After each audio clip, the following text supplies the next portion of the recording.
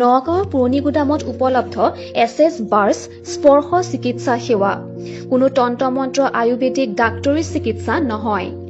নগাঁও জিলাৰ পুৰণিগুদামৰ বৰপানী গাঁৱৰ স্থায়ী বাসিন্দা জোনালী বৰদলৈয়ে বৰ্তমান নিজ বাসগৃহতে ৰোগীসকলক প্ৰদান কৰি আহিছে এছ বাৰ্ছ বিজ্ঞানসন্মতভাৱে স্পৰ্শ চিকিৎসা সেৱা।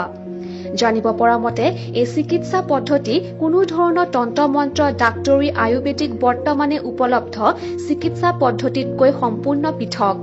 এই চিকিৎসা পদ্ধতিত কেৱল মাথো মানুহৰ মগজত থকা ৩২ডাল নাৰ্ভ প্ৰক্ৰিয়াক হাতেৰে থেৰাপি পদ্ধতিৰে মানুহৰ শাৰীৰিক বিভিন্ন ৰোগৰ সমস্যা অদৰকাৰী চিন্তা নাইকিয়া কৰা, মানসিক সমস্যাৰ পৰা মুক্তি, শাৰীৰিক সমস্যাসমূহ দূৰ কৰা, সম্পৰ্কসমূহ সুন্দৰ কৰা, আৰ্থিক সমস্যা দূৰ কৰা, শিশুসকলৰ পঢ়া-শুনা অমনোযোগিতা দূৰ কৰা, বিশেষকৈ শৰীৰৰ দেখা দিয়া বিভিন্ন বিষজাতীয় সমস্যা আৰু পইচা পাতি সমস্যাসমূহ দূৰ কৰাকে আদি কৰি মানুহৰ জীৱনত জড়িত হোৱা সকলো ধৰণৰ সমস্যা এই চিকিৎসা মাধ্যমৰে সমাধান লাভ কৰিব পাৰিব বুলি জোনালী বৰদলৈয়ে জানিবলৈ দিয়ে।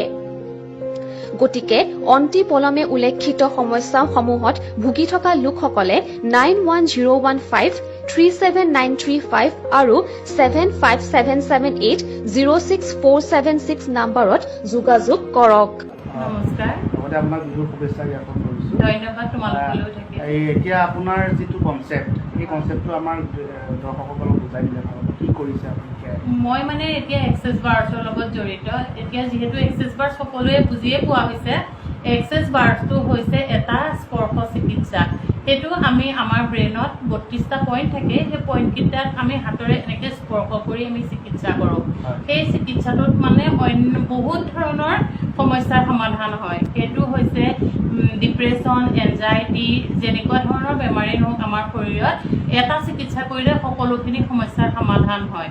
পইচা পাতিৰ সমস্যাৰ পৰা, ল'ৰা ছোৱালী পঢ়া শুনাৰ পৰা আদি কৰি চাকৰিৰ ক্ষেত্ৰতো বহুতখিনি প্ৰব্লেমৰ ইয়াত চল্ভ হয়।